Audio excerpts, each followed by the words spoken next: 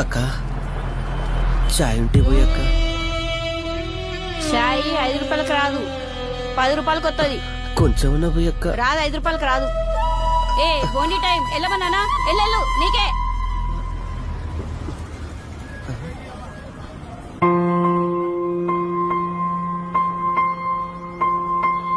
ఏ పల్లె పిల్లోడో ఏ తల్లి బిడ్డాడో